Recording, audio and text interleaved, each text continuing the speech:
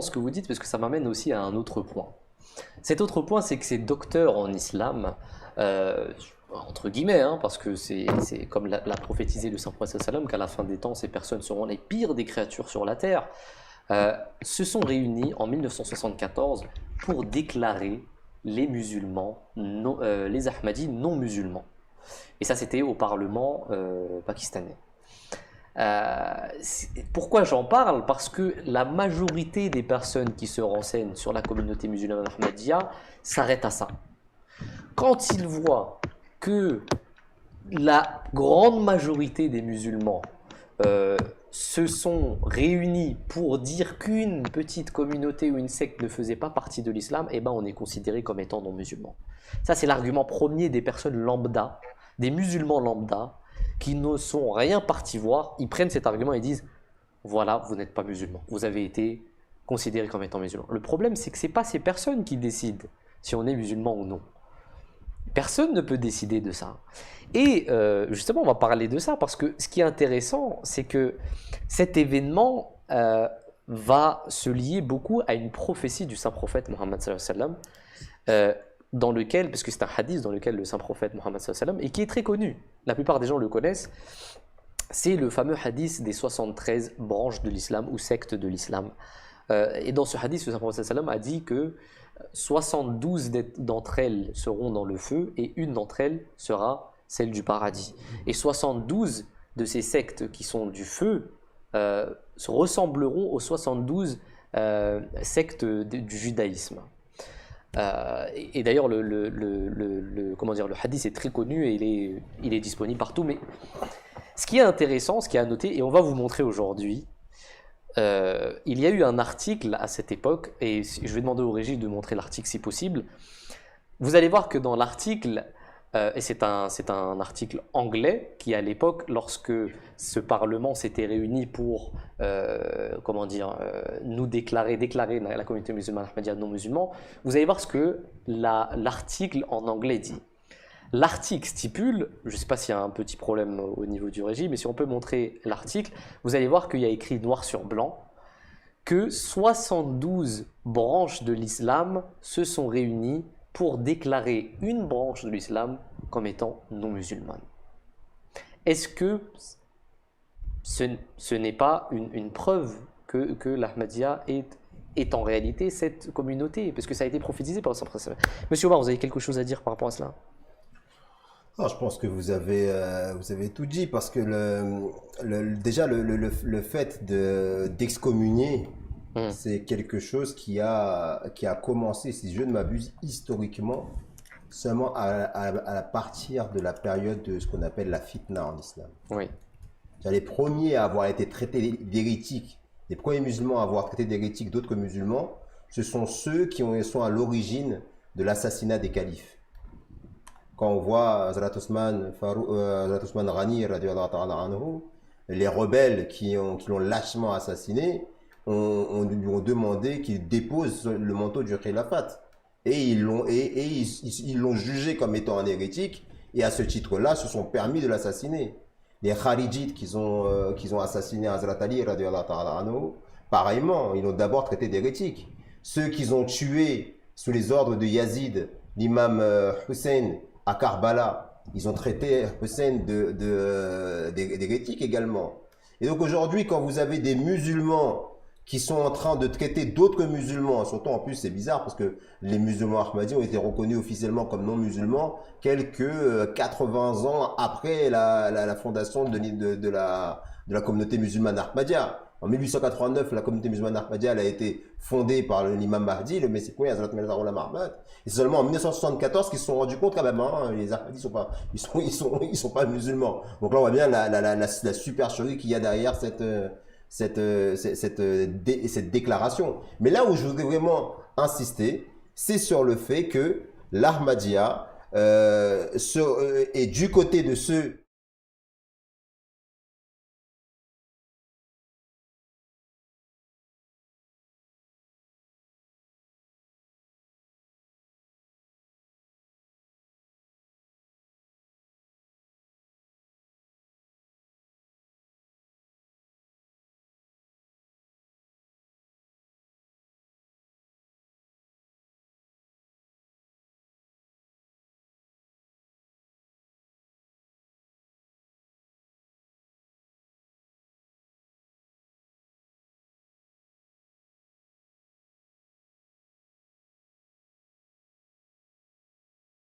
Là, une prophétie qui se réalise, une prophétie flagrante, un hadith flagrant qui se réalise sous vos yeux. Monsieur Omar, vous êtes en train de... Je vous laisse continuer. Ouais, parce que, et donc là, ce que je voulais dire par rapport à ça, c'est que non seulement il y a ce hadith qui se réalise, où ce sont la majorité des musulmans, soi-disant, qui rejettent une minorité de musulmans et qu'elle considère cette minorité comme non musulmans, alors que le saint prophète sallallahu alayhi wa sallam a dit qu'il y aurait 72 dans le feu et une seule dans l'erreur. Donc déjà par rapport à ça, il y a un problème. Ça veut dire que pour le saint prophète, c'est la minorité qui serait dans la vérité et la majorité qui serait dans l'erreur. Et là, je tiens à préciser que lorsqu'on parle de ça, même l'imam Mahdi a dit lui-même, on parle au niveau des élites, au niveau des savants religieux, d'une part. Et d'autre part, le point sur lequel je voudrais bien insister et faire réfléchir ceux qui nous regardent, et surtout ceux qui ne sont pas Ahmadis, c'est de quel côté vous voulez vous situer. Est-ce que vous vous situez de ceux qui sont dans la tradition de traîner les hommes pieux, saints de Dieu,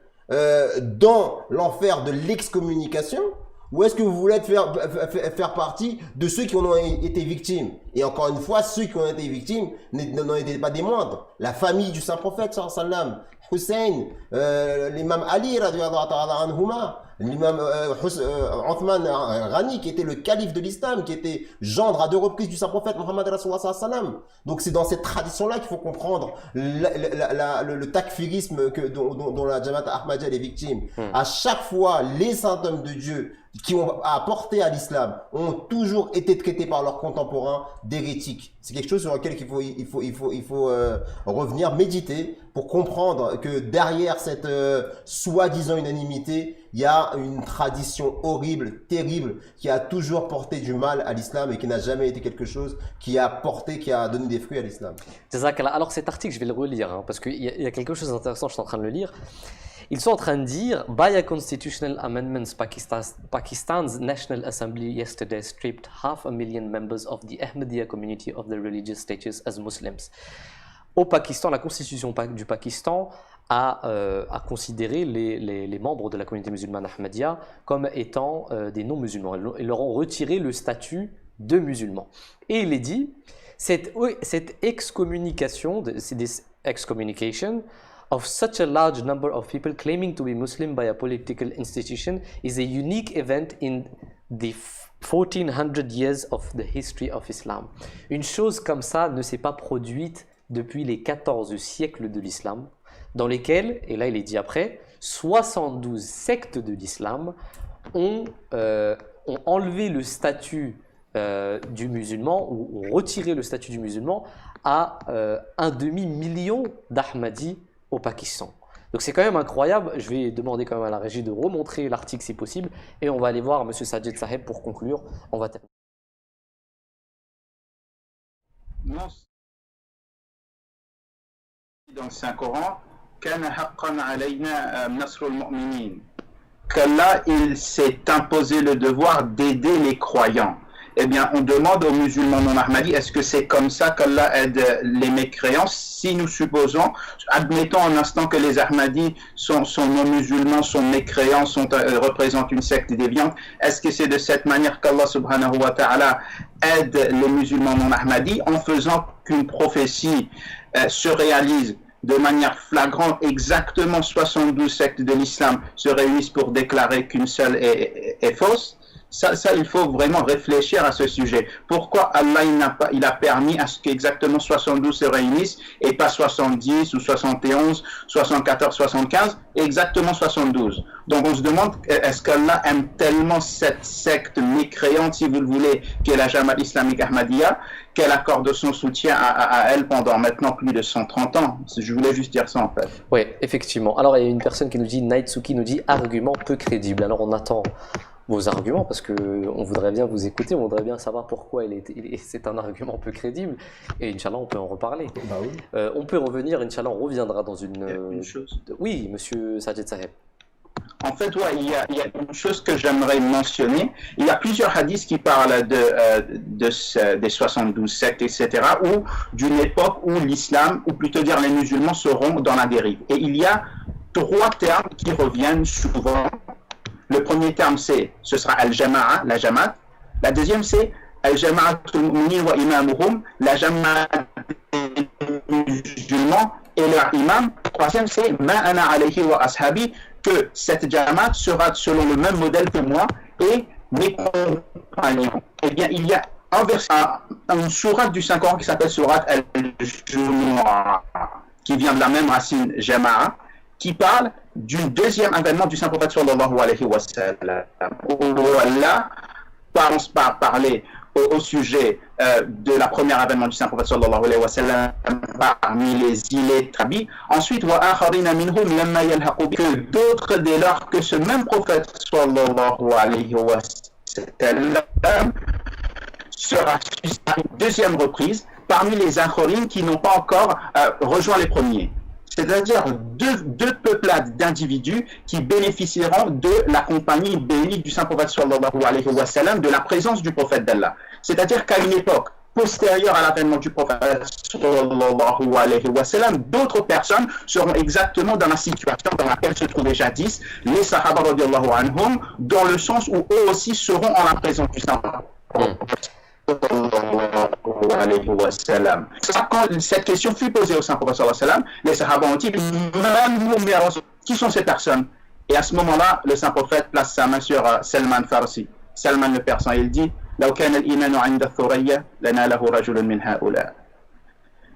que quand la foi ira au Pléiades, un homme de parmi ceux-ci, de parmi la race persane, viendra sur terre.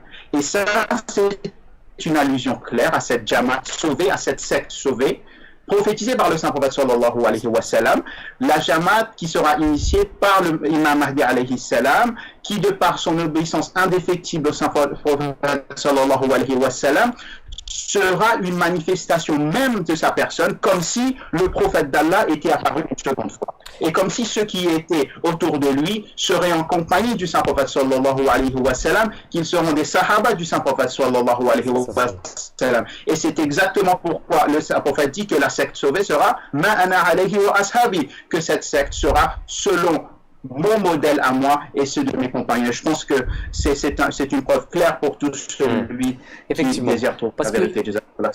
Je pense que la personne d'ailleurs qui a dit que c'est un argument peu crédible, elle a dit justement après, Sefa Sahaba vient de réfuter l'argument en citant le hadith parce que peut-être que ce qu'il fait, parce que je ne sais pas du tout c'est quoi, il n'a pas détaillé sur son argumentation, mais ce qu'il veut dire c'est que ceux qui suivront moi sunna, etc. Et donc pour lui, peut-être qu'on ne suit pas la sunna, monsieur Omar.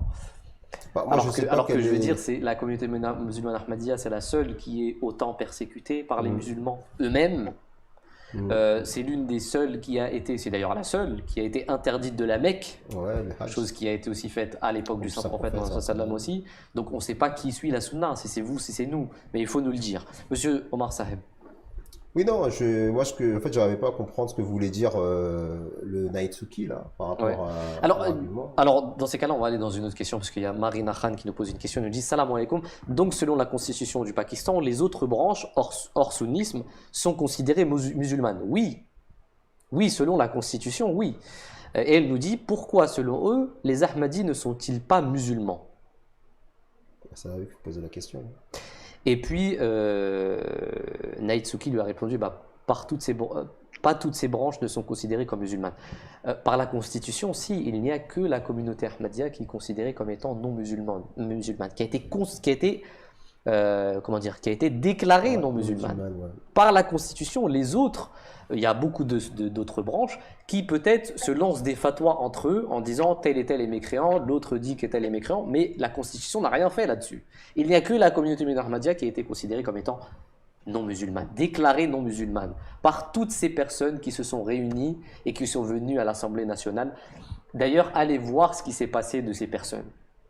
Je le répète, on en a déjà parlé, mais Zulfikar Ali Bhutto, qui n'est absolument pas considéré comme étant un exemple de l'islam, c'est lui qui avait organisé avec d'autres savants, Kadhafi, etc., qui sont tous réunis, tous sont morts dans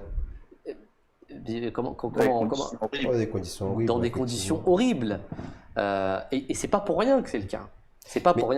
Mais là, ce qui est intéressant avec cette institutionnalisation de la mécréance, c'est comme ça qu'on peut appeler ça, on a un exemple de ce que l'Occident craint de l'islam. Un exemple du fantasme fantasme occidental par excellence. Ça veut dire que là, vous avez un pays musulman qui institutionnalise une théologie. C'est un pays musulman qui instrumentalise une religion et qui se permet de faire une fatwa sur une communauté musulmane. Donc c'est un pays donc musulman qui complètement s'ingère dans la foi des citoyens de son pays. Et en faisant cela, elle pratique une politique coercitive qui prive un citoyen au nom de sa religion de certaines libertés, de certains droits. Et ça, c'est de l'islam politique. Mais c'est l'islam, quand je parle d'islam politique, il n'y a pas d'islam politique, ça n'existe pas. C'est l'instrumentalisation de l'islam qui s'est toujours faite historiquement. Et cette instrumentalisation de l'islam qui est faite historiquement, elle date de l'époque où justement les musulmans n'ont pas su préserver leur calife, n'ont pas su préserver leurs dirigeants emblématiques, spirituels, pieux, et qui en même temps avaient une fonction séculière. Ouais. Donc ça, c'est vraiment important. Et c'est bien de pointer ce dos-là, parce que ça nous montre à quel point l'Ahmadiyya, qui est donc victime de cette instrumentalisation de l'islam, et cette religion, et cette compréhension de l'islam, qui prétend être en conformité avec la compréhension qui avait été apportée par le prophète sallam et ses pieux califes, eh bien l'Ahmadiyya est cette branche de l'islam qui démontre que l'islam, ce n'est pas ce fantasme auquel croient justement ces gens en Occident qui agitent l'épouvantail justement de l'islam politique. Non, il faut faire une différence entre les deux. En tout cas, il faut dire à tous ces téléspectateurs qui sont en train de nous regarder, ne vous faites pas berner par ce qui est dit sur Internet. Ne vous faites pas berner par cet argument que la communauté musulmane Ahmadiyya n'est pas considérée comme étant musulmane. Parce que ce n'est pas une constitution qui doit juger de ce qui est musulman et qui ne l'est pas. C'est aussi simple que ça. Le saint prophète Mohammed sallam, quand il dit qu'une personne qui mange comme nous, qui se tourne comme nous, qui a la Qibla comme nous, est musulman, c'est assez suffisant. Je veux dire, qui sont ces personnes ? Est-ce que vous donnez plus de préférence à ces personnes que la définition qu'a donnée le saint prophète Mohammed sallam ? Donc ne vous faites pas berner par ces personnes-là, ne vous faites pas berner par ce qui est dit sur Internet. Nous ne faisons pas le hajj, notre pèlerinage il est autre part, notre prière est différente, c'est totalement faux. Totalement faux. On a une shahada différente. Voilà, on a une shahada différente. Faites comme Sarah Cherki tout à l'heure qui nous a dit, informez-vous, venez nous voir, venez voir les Ahmadis et demandez-leur. Et je voudrais rajouter aussi une chose ici par rapport justement aux allégations. Justement, on nous dit que voilà, nous, la communauté musulmane Ahmadiyya, on a une shahada différente. On ne dit pas la ilaha illallah, Muhammad Rasulullah. On a tout inventé. Eh bien là, actuellement sur Twitter, il y a un tweet qui est passé, là, il y a une petite vidéo où on voit un cheikh, je ne sais pas de quel pays, je crois que c'était d'Arabie Saoudite, je ne sais pas, et qui était en train de faire entrer une personne dans l'islam et qui lui demandait de dit qu'il n'y a d'autre que Dieu et que Mohammed sallallahu alayhi wa sallam est le dernier des prophètes. Il a inventé une shahada. Le saint prophète sallallahu alayhi wa sallam a dit ashhadu an la ilaha illallah wa ashhadu anna Muhammad rasulullah. Et lui, il dit de dire Khataman Nabiyyin en plus. Maintenant, qui est-ce qui invente? Vous ne verrez jamais un Ahmadi transformé, trafiquer comme ça la profession de foi qui permet à tout homme de devenir musulman. Ouais, effectivement. Donc des choses comme ça, ce qu'il faut aussi dire à ceux qui nous regardent, c'est que souvent les accusations qui sont faites à l'Ahmadiyya, c'est souvent malheureusement ce que les personnes eux-mêmes pratiquent et qu'ils imputent à notre communauté. Se retourne contre Exactement. Monsieur Sajid Saheb, vous voulez rajouter quelque chose et puis on termine? Ouais, en fait, ce que je voulais dire, il y a une analogie que présente le troisième calife du mouvement Ahmadiyya, Hazrat Mirza Nasir Ahmad, rahmatullah alayh. Il dit que même s'il devait y avoir un consensus disant qu'une vache n'est pas une vache mais que c'est un cochon, ça ne signifie pas que la vache devient haram à consommer. Parce que la vache contient certaines caractéristiques qui sont universellement associées à la vache. Et la question que l'on devrait se poser, c'est pas combien de personnes ont dit que l'Ahmadiyyat, que les Ahmadis ne sont pas musulmans, ou combien de gouvernements se sont réunis pour émettre une telle fatwa. Non, la question que l'on devrait se poser, c'est est-ce que les musulmans Ahmadis respectent la définition du musulman selon ce qui a été donné par le saint prophète Mohammed sallallahu alayhi wa sallam. Et comme vous l'avez dit, man salla salatana wa istaqbala qiblatana wa akala tabihatana fadhalika al-muslim, que celui qui prie comme nous, qui se tourne vers notre qibla et qui mange halal, il est musulman et pas n'importe quel musulman. Lahu dhimmatallahi wa rasulihi, que cette personne a la protection d'Allah et son prophète sallallahu alayhi wa sallam. Ça va, septembre. Jazakallah, merci beaucoup Sajid Moussoul Taheb pour votre participation à l'émission. Alors, ce qui est intéressant aussi de dire, le quatrième calife aussi, il avait dit une chose. Vous pouvez dire à une personne que c'est un chien, mais vous ne pouvez pas l'obliger à aboyer. Vous pouvez considérer que nous sommes non musulmans, mais en tout cas, vous ne pourrez jamais nous obliger à ne pas faire la prière, à ne pas donner l'azan, etc. C'est ce qui se passe au Pakistan, malheureusement.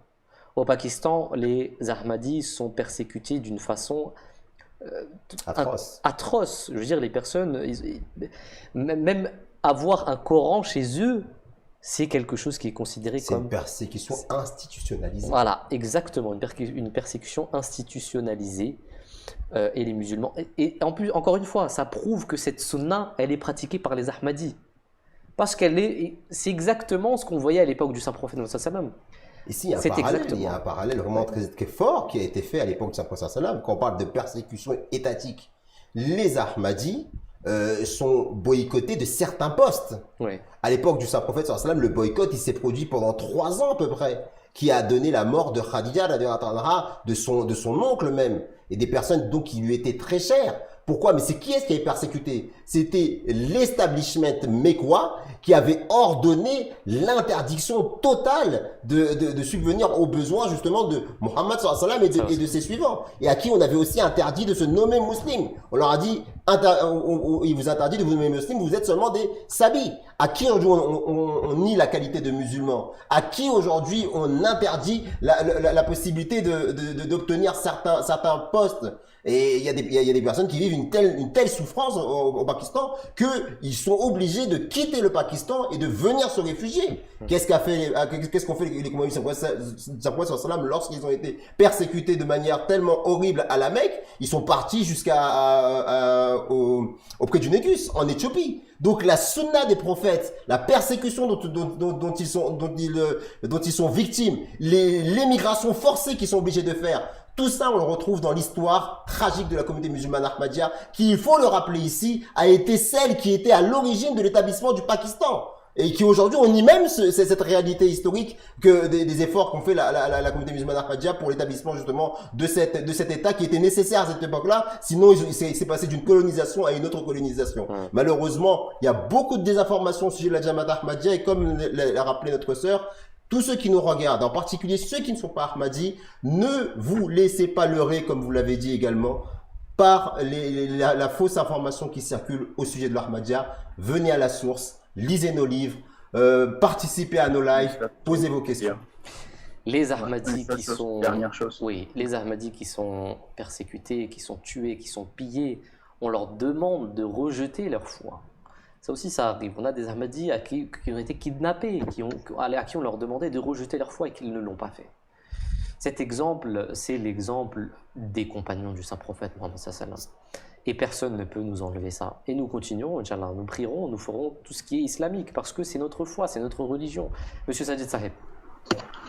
Juste une dernière chose. Le Messie premier alayhi salatu wa salam dit quelque chose qui réfute toutes ces allégations qui disent que les Ahmadis agissent en contravention à la Sunna et au Coran, etc. Il dit, dans son livre, je pense que c'est Mawahib al-Rahman, il dit Man kharaja mithqala dharratin min al-Qur'an faqad kharaja min al-Iman. Que celui qui s'éloigne du Saint-Coran, même ne serait-ce que d'un poids d'un atome ou d'un particule, celui-là, il s'est éloigné de la foi. Je pense que cette assertion résume bien la situation. Oui, effectivement. Jazakallah, merci beaucoup, Sajid Sahib. On a Fatna Belarbi Sahiba qui nous a d'ailleurs envoyé ce verset du Coran qui dit « Et si tu obéis à la majorité de ceux qui sont sur la terre, ils t'égareront du sentier d'Allah. » Jazakallah, merci beaucoup. On avait Steve Anna qui nous posait la question suivante. Mais dans les hadiths, le saint prophète dit qu'il est le dernier des prophètes. Alors pour ça, on a répondu beaucoup de fois à cette question. Mais si vous voulez qu'on revienne sur cette question, on va y revenir parce que le temps nous fait défaut là. En 5 minutes, je pense que ça va être très difficile d'y répondre. Vous voulez tenter, monsieur Omar, vite fait pour moi, je veux juste renvoyer à la vidéo très pertinente. Ah oui, d'ailleurs, il y a une vidéo, et effectivement, il y a une vidéo sur MTA français de Sajid Moussoul Saheb qui est avec nous aujourd'hui. Il a fait une vidéo qui est très complète sur cette question. Allez la voir, vous allez voir Je ne sais plus ce qu'est le titre. Je crois que c'est le Saint Prophète sallam est-il le dernier des prophètes ou le Khatam an-Nabiyyin.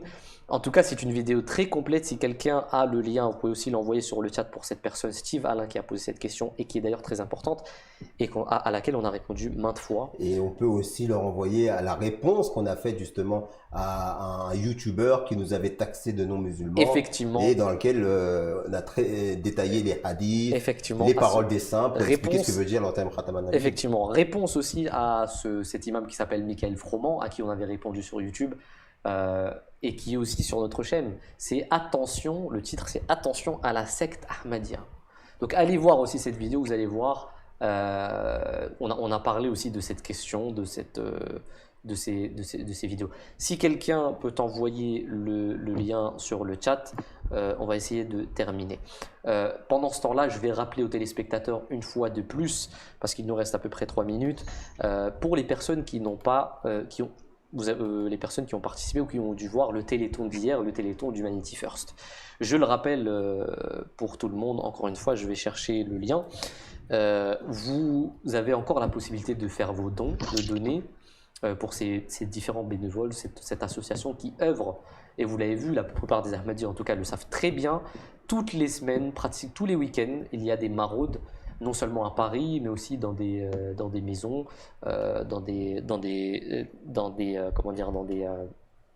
des associations aussi qui œuvrent pour les jeunes défavorisés, etc. Donc il y a énormément de projets. Et ces Ahmadis, ces bénévoles vont tous les week-ends pour faire ces différentes maraudes ou quand il y a un projet à faire, ils le font. Vous avez toutes les activités qui sont aussi disponibles sur les réseaux sociaux. Vous pouvez aussi aller les suivre, Humanity First France. Vous avez également le site internet. Et pour faire des dons, vous avez le site internet Téléthon. Teleton.humanityfirst.org. Humanity First, c'est H-U-M-A-N-I-T-Y, First, F-I-R-S-T-O, je le rappelle parce qu'il n'est pas dans la description, mais on va le rajouter, .org. Vous pouvez aller faire vos dons, et si vous voulez faire des promesses, vous pouvez aussi appeler le numéro suivant, 01 73 03 44 09, je le rappelle encore une fois, 01 73 03 44 09, vous pouvez appeler ce numéro, vous pouvez faire des promesses, et vous pouvez aussi payer plus tard. Mais c'est très important, c'est très très important. Et en plus de ça, c'est aussi pour fêter les 25 ans de Humanity First. Donc voilà, c'était un petit rappel. J'espère qu'entre-temps, oui, on a MTA Français qui a envoyé le lien à Steve Alain. Et on espère, Steve Alain, que vous aurez une réponse assez satisfaisante par rapport à cette question. En tout cas, si vous avez aussi la possibilité de nous écrire sur mtafrançais@mta.tv. mtafrançais@mta.tv, vous avez l'email dans la description. D'ici, Inch'Allah, à dimanche prochain pour une nouvelle émission, un nouveau sujet. Si l'actualité nous le permet, nous parlerons d'un autre sujet d'actualité, sinon on va passer à une autre question. D'ici, Inch'Allah, à dimanche prochain. À tous ceux qui nous ont regardés, merci de nous avoir regardés. Assalamu alaikum wa rahmatullahi wa barakatuh. Merci beaucoup aux intervenants aussi.